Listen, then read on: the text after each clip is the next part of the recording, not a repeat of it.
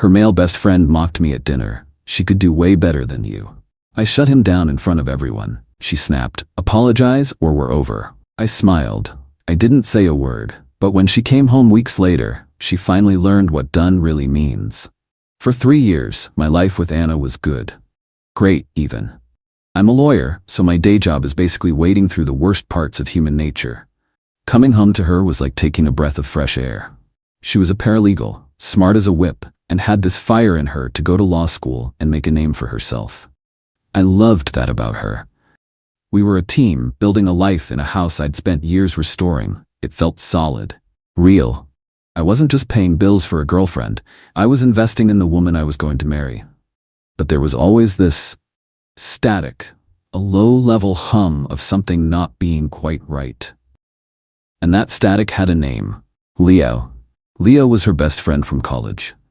He was a graphic designer, one of those guys who calls himself an artist and acts like working a 9-to-5 is a fate worse than death.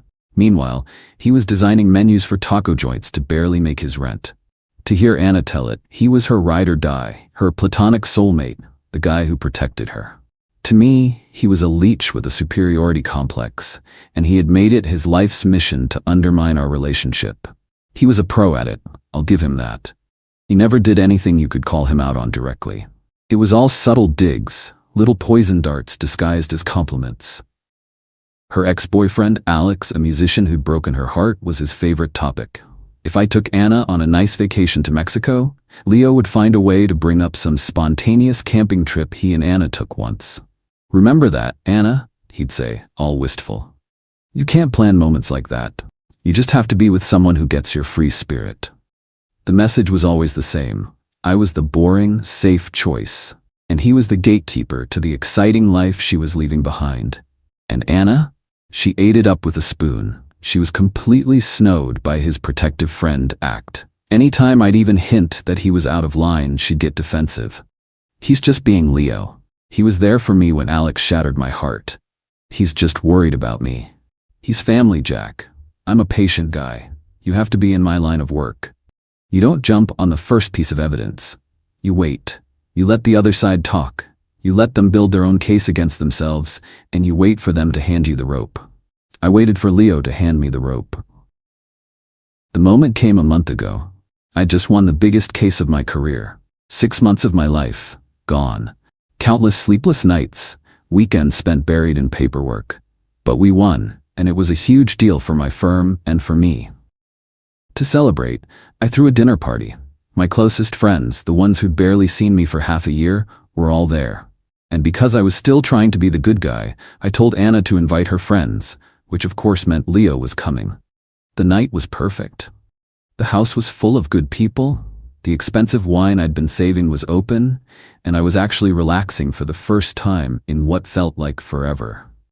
Leo naturally was soaking up the free booze and acting like he co-owned the place. He got a few drinks in him and decided it was time for a performance. He started on some long, boring tangent about an art exhibit, which was really just an excuse to talk about the difference between creators and suits. "It's just a different way of seeing the world," he said, looking right at me. "Some of us are driven by passion, by art. Others are more practical." He took a long, slow sip of my wine. My friends knew his game and were shooting him looks that could curdle milk. I just gave him a tight smile and refused to engage. But he wasn't done. He turned to Anna, putting on his best concerned friend face. "I just hope you're happy, Anna," he said, his voice dripping with fake sincerity. "I mean, Jack's a great guy. He's stable, he's a provider, he's reliable." He said reliable like it was a dirty word.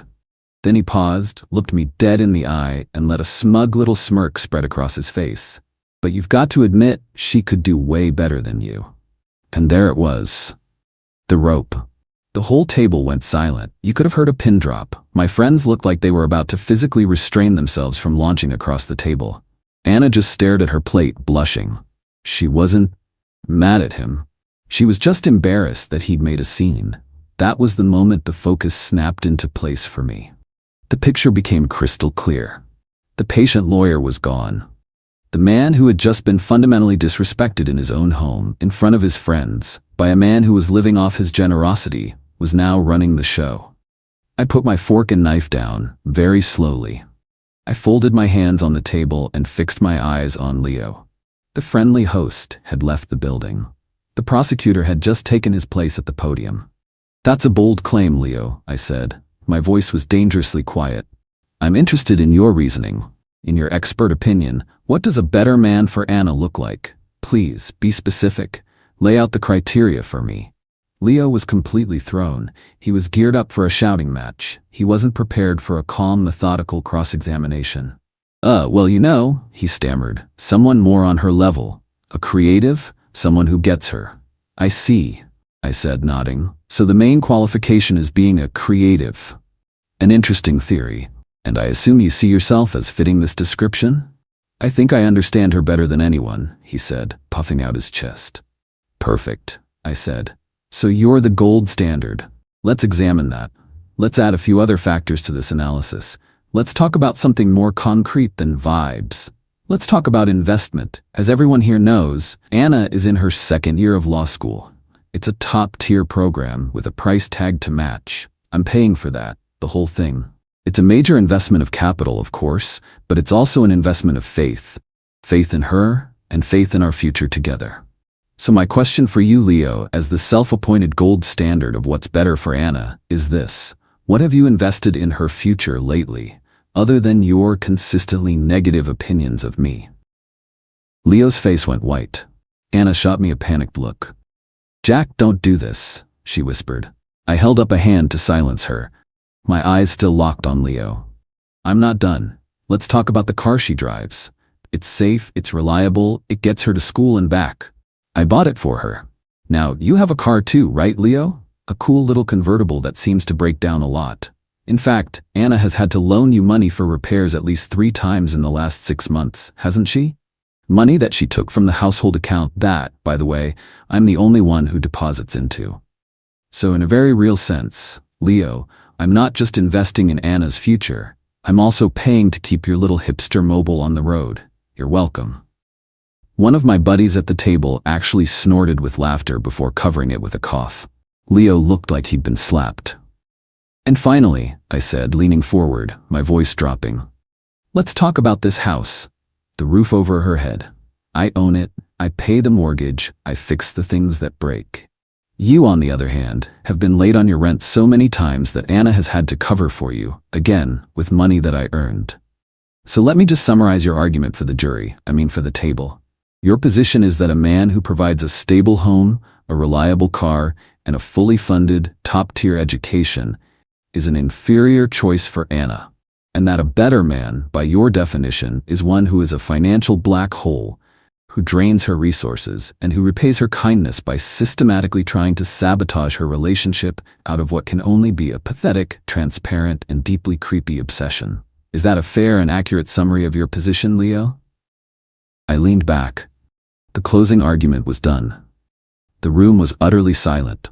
Leo was a broken man, a witness who had just been torn to shreds on the stand.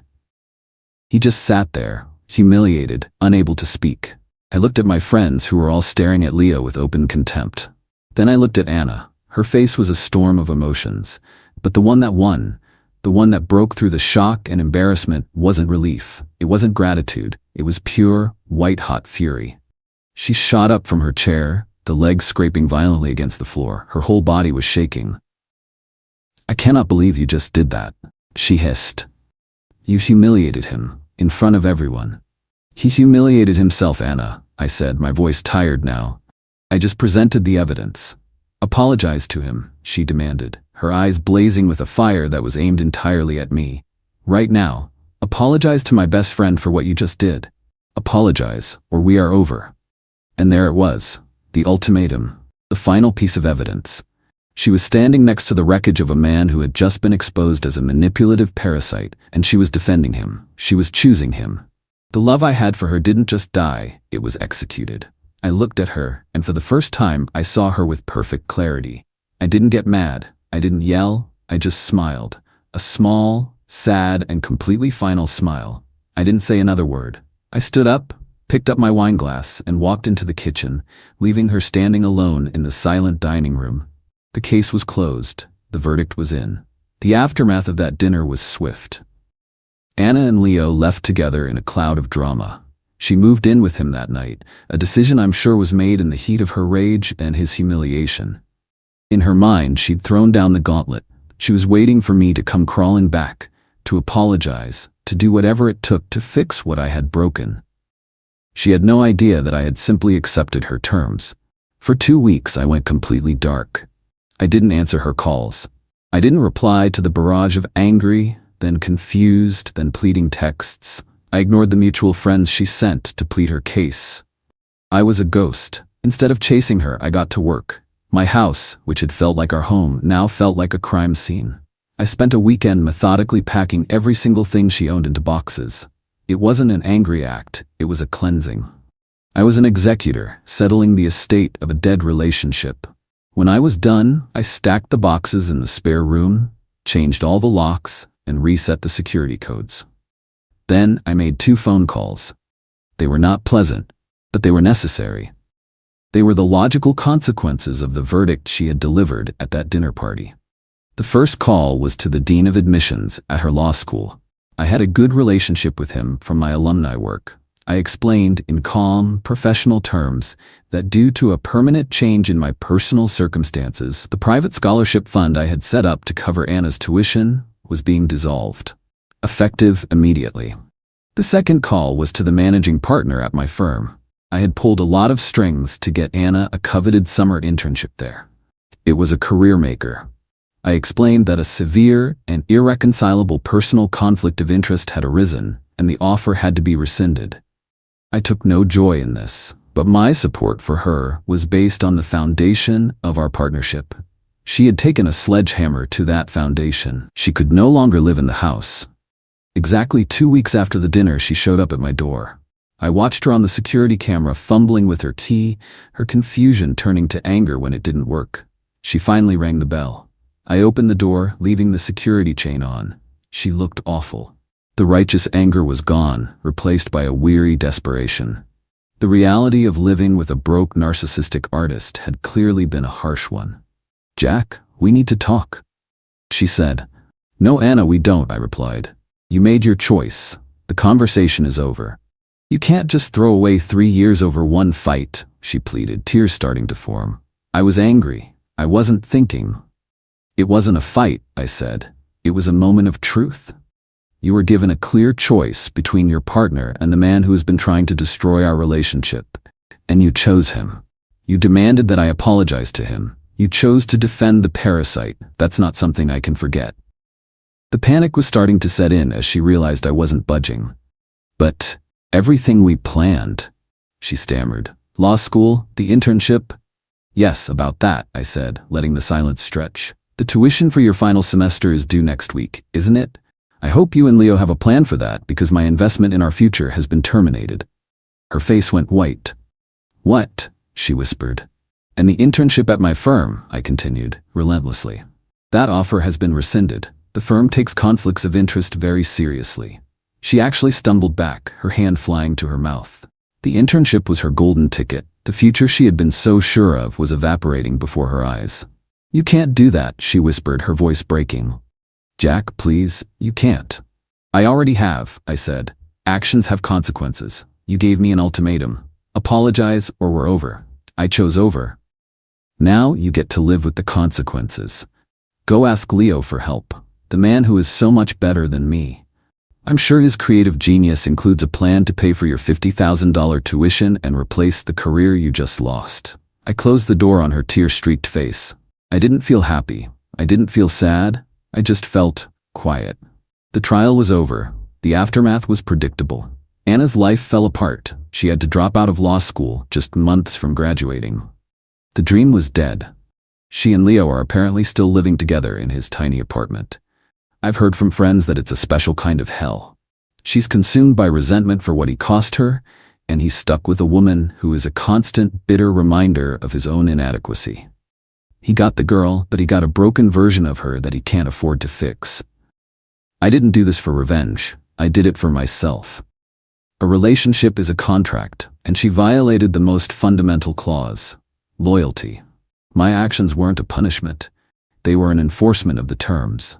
She wanted to know what done really means. Now she knows. It means the support stops, the investment ends, and the builder walks off the site, leaving you in the wreckage of the house you helped burn down.